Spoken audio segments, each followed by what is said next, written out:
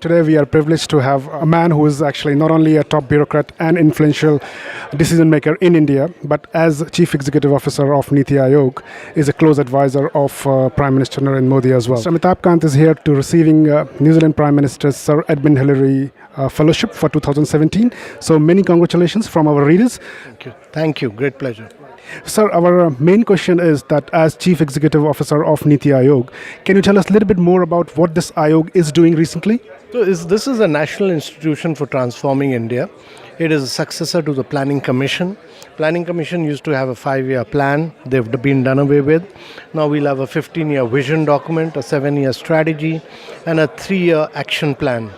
And this is a body which actually does all the outcome monitoring of different programs, of different ministries, and presents them to the Prime Minister on outcomes.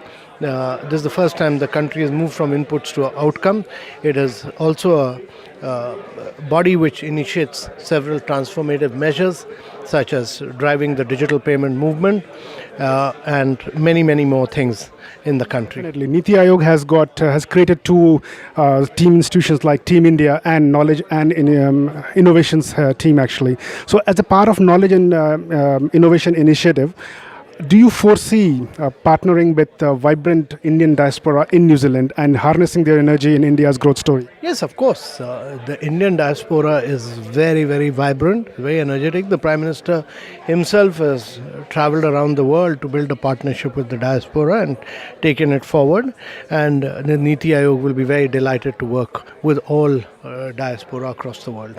Have you got any specific plan or agenda for Indian diaspora in New Zealand? In New Zealand, we've interacted with them in Wellington and in Auckland, and our objective is that the 180,000 odd Indians here is a very big strength. We get a lot of students here, and it's important that we keep them informed and appraised of all the schemes of the government, and that's why I made presentations so that they could learn about the dynamism of the present government and the vast number of new schemes that have been launched in India.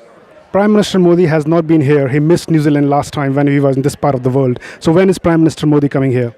Well, it's for him to decide when he can come. He has a very spate of hectic work in India, but I'm sure he will take time out to plan a visit to New Zealand in due course. And a little bit more about between India and New Zealand FTA. What do you think? What is holding back this FTA? See, it's important to realize that while FTA is very important for India with New Zealand, and from a New Zealand perspective it is very important. It's also important that our services sector, on which India has laid such a lot of stress, is given due importance. So we are awaiting a good offer on services sector from New Zealand, and we will take forward on other areas of growth. It has to be a win-win between both New Zealand and India, but we welcome movement forward on FTA. So is FTA still a preferred mode, or it is more for RCEP? No, both RCEP and FTA, both will take both forward. India is very positive on both RCEP and FTA. New Zealand government, they say that they are looking for a quality FTA with India. So what do you have to say about that? We are also looking for a quality FTA. It should raise exports of both the countries. We don't look at substandard FTAs at all. We look at quality FTAs always.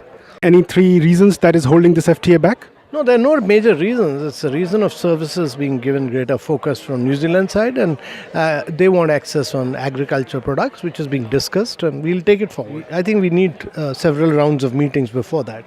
So we should initiate those meetings and take it forward. So we have already got 10 rounds for last 8 to 9 years. No, I think we'll have another round of meeting and lay down the roadmap for this.